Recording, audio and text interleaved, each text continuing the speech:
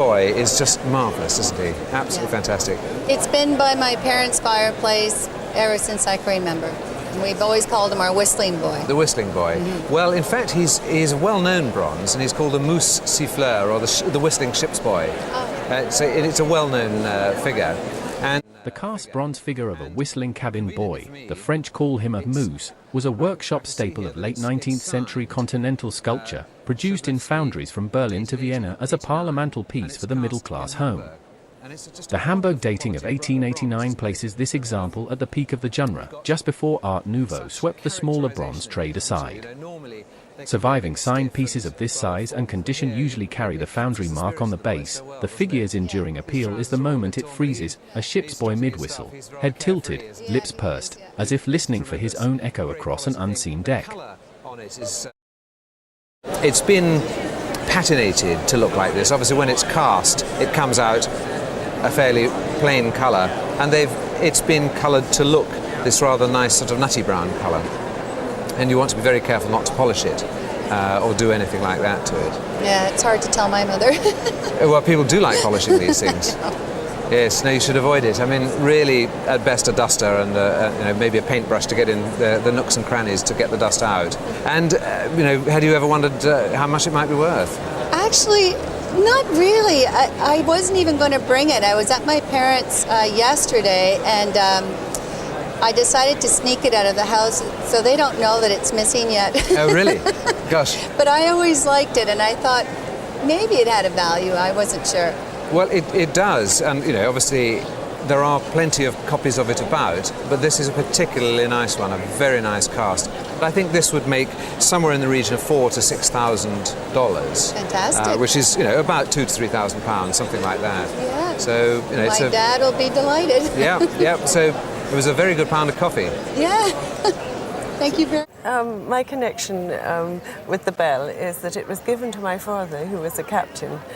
When he retired, he was a captain. And he had captained HMS Havelock during the Second World War. And they were on the North Atlantic convoys then. When the war broke out, we were unprepared, as the English always are. And there were a number of ships being built in various British shipyards for foreign navies. And under building at that time were a set of 6. HMS Havelock was one of 6 H-class destroyers laid down in Britain for the Brazilian Navy in 1938 and requisitioned by the Admiralty when war broke out. Renamed and commissioned on the 7th of May 1940, she sailed straight into the Norwegian campaign at Narvik, then settled into the grueling North Atlantic convoy run for the rest of the war. The diary entry the owner mentions, dated the 9th of March 1942, falls inside the week the German battleship Tirpitz sortied from her Norwegian fjord to attack the Arctic convoy PQ-12. The home fleet scrambled to intercept, the convoy was reshuffled through fog and pack ice and slipped past. Ship's bells from named Atlantic destroyers, paired with a captain's own logbook from that week, almost never reach the open market. In the north, winds and gales and snows at the North Atlantic. Now, you have a diary there? Yes, he meticulously kept a diary every day from 1916, I think. Really? Every day of his life? Yes, he wrote every day during the war. Good heavens. Extraordinary record. Yes, and some of the domestic details are superb. Wonderful. Well, this is not almost opened at random. March the 9th, 1942. To fuel, in case we were wanted after the Tirpitz, good heavens, which was out yesterday, set off in lovely calm weather and arrived at 18:30, oiled and brought lots of eggs. Wonderful contrast. The Tirpitz, the greatest German battleship, then to domestic details. Oh, wonderful. Dinner aft and slipped at 21:15, out safely, lovely calm, clear light, 12 knots only, 2,300 hours. I think this is a fantastic document. Yes. I think the original ultimately might go to something like the Imperial War Museum, but you must keep a copy for the family. Yes. Now, people collect ship's memorabilia, but obviously it relates very much to the status of the ship. This was clearly quite an important ship, and obviously that affects the value. I mean, obviously, to you it's a family piece, and you mustn't think about the value. But I have to say we're looking at something like £800,000, possibly more, for a bell that is off a ship of great significance. Really? Yeah. So thank you very much for bringing it in. It's a lovely story. And this video is brought to you by Velco, the Antique Identifier app. Snap a photo of any item and Velcro gives you an instant identification and a value estimate from its database of millions of antiques and collectibles. Available free on the App Store and Google Play. Now back to the appraisals. One of the most important artists in Britain this century. A strange, small, squeaky-voiced little man from Cookham in Berkshire on the Thames. This is made in the war, 1944. Tell me about the portrait. My father-in-law was a marine engineer. He was in Port Glasgow awaiting a convoy. The ship was in for repair for... Stanley Spencer spent most of 1944 on commission to the War Artists Advisory Committee, painting the riveters and platers at Lithgow's yard in Port Glasgow on the Lower Clyde. Those Clydeside shipbuilders' pictures, now hung in the Imperial War Museum, are among the most ambitious works of his career. The lodging house portraits of merchant officers waiting out repairs were a private side project, made in pencil and Conti between the larger commissions. Spencer's auction record stands above £1 million for the Major Cookham canvases. A wartime drawing of this scale, signed and inscribed to the sitter, sits at a very different price point but is the same artist, the same wartime months on the Clyde. Oh, he thinks it's wonderful. Yes, it's very good, isn't it? It's very strong, yes, and yes. It's not boring. No. You know, it has... I know from photographs I've seen of him, it is marvellous, yes. Stanley Spencer paintings at last are getting their due recognition, and a great masterpiece could be over £1 million today. A painting. Yes, I know. A great masterpiece. This drawing is a beautiful drawing. At least we know who it's of.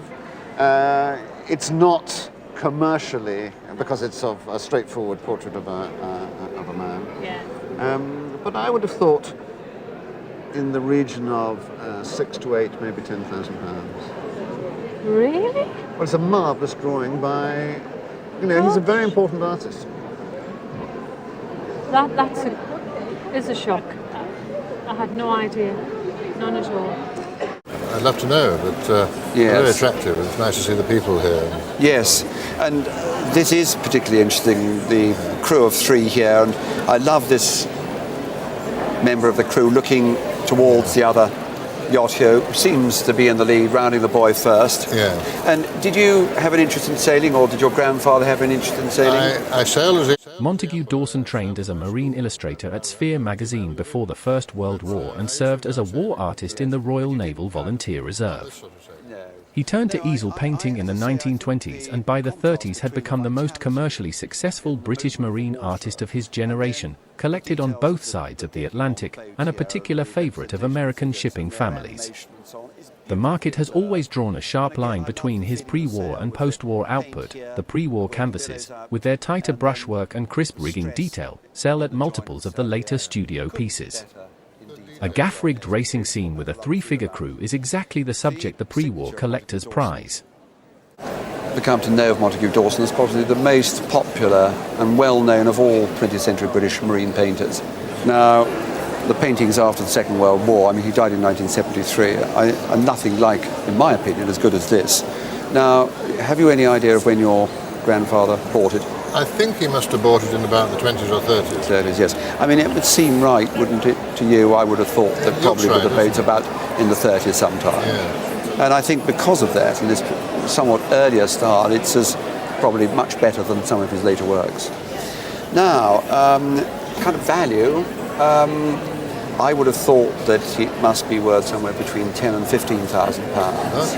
Yeah. And possibly ought to be insured for £18,000 or £20,000. Goodness me.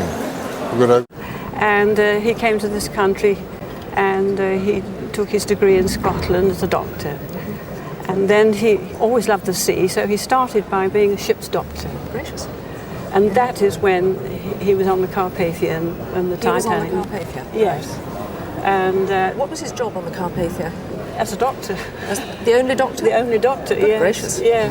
It says, presented to Dr. McGee as a slight token of affection and esteem by these survivors of the Titanic, April the 15th, 1912. Yes. Dr. Francis McGee was the senior surgeon aboard RMS Carpathia on the night of the 14th of April 1912, when the Cunard turned and steamed at full speed through ice to reach the position of the Titanic.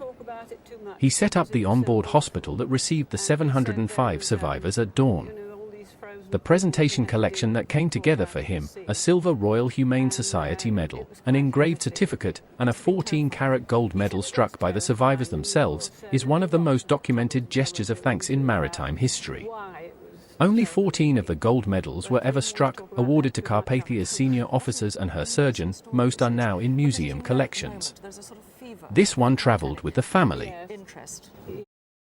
There have been huge reports in the press about the whole story of it as to why it happened, why certain people got the lifeboats and other people didn't.